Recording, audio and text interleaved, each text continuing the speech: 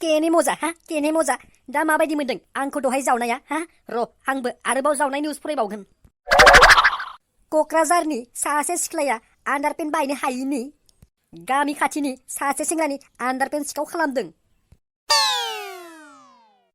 आंखौसो जावथारदोंहाय बे र' आंबो बेखौ जावनाय निउसखौनो फरायनि र' रादाबाव गैयाब्लाबो जावफ्लानि आंबो बेखौ।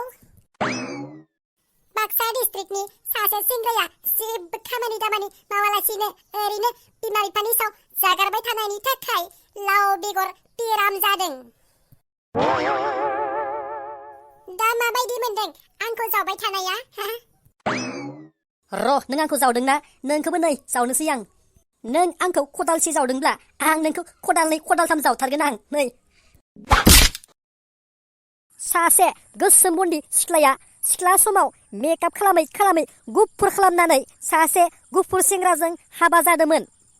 उनावहाय बोसोरसेनि उनाव जेब्ला सासे गथ' जोनोम जायो बे गथ'आ जोबोर गोसोम बन्दादा जायो। लोगो लोगो हौवाया नोंनिनो लादों होननानै हिनजावखौ दोखो दोखो बुनानै न'आव होना हरो।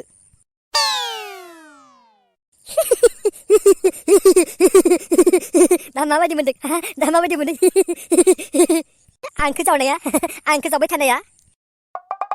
र' नों आंखौ जावदोंना र' नोंखौबो जावथारनोसै आं। अदालगुरिनि मोनसे लामायाव सासे हाबा जाखानाय हौवा थैजानाय हिनजावा थाबायलांगासिनो दंमोन। बेखौनो सासे सेंग्राया सिख्ला नंनानै उनथिंगालै खिथु खिथु थांफाबाय थादोंमोन।